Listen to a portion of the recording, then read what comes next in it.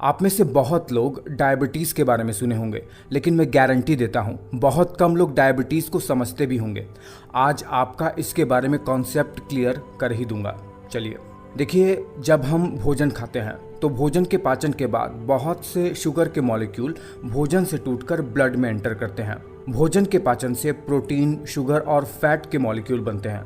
जब भोजन के पाचन के बाद खून में शुगर का मॉलिक्यूल बहुत ज़्यादा हो जाता है, तब ये बढ़े हुए शुगर के मॉलिक्यूल को हमारा पैनक्रियाज डिटेक्ट कर लेता है और इंसुलिन नाम के हार्मोन को रिलीज करता है ब्लड में। ये इंसुलिन एक चाबी की तरह होता है। ये हमारे मसल, लीवर और फैट सेल को एक्टिवेट करता है। इंसुलिन नाम की ये चाबी जैसे ही इन सेल्स में लगी, मानो सेल के अंदर शुगर को अंदर आने के लिए ताला खुल गया और अब ब्लड में बह रहा ये शुगर हमारे सेल के अंदर इकट्ठा होने लगता है और यही शुगर शरीर में जाकर एनर्जी बनवाने में मदद करता है।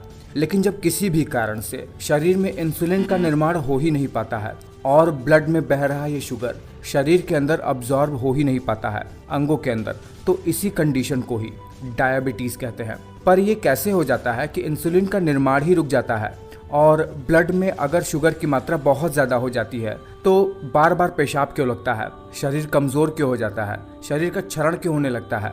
देखिए, डायबिटीज़ दो प्रकार का होता है। एक होता है टाइप 1 डायबिटीज़ और एक होता है टाइप 2 डायबिटीज़। देखिए, टाइप 1 डायबिटीज़ में क्या होता है, हमारे पैनक्रियाज में मौजूद बीटा सेल्स जो इंसुलिन बनाती हैं, जब शरीर का ही इम्यून सिस्टम अपने बीटा सेल को किल करने लगता है, तब टाइप 1 डायबिटीज़ व्यक्ति को हो जाता है। और ये जनरली छोटी उम्र से ही लोगों में होता है, 12 साल की उम्र से ही, और यंग लोगों में भी ये ज़्यादा देखने को मिलता है। इसमें चूंकि कुछ मात्रा में या लगभग सारी ही बीटा सेल्स इम्यून सिस्टम द्वारा किल कर दी जाती हैं, इसीलिए बॉडी इनफ मात्रा में इंसुलिन बना ही नहीं पाता है, जिससे शुगर के मॉलिक्यूल ब्लड से लिवर, मसल और फैट सेल के अंदर जा ही नहीं पाते हैं और शरीर में एनर्जी की कमी होने लगती है।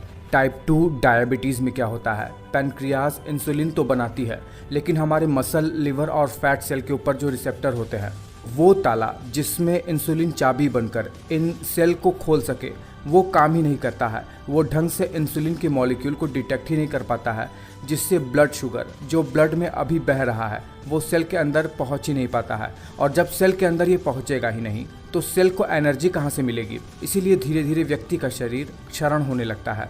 टाइप 2 डायबिटीज़ जनरली बड़े उम्र के लोगों को होता है जो ओवरवेट होते हैं।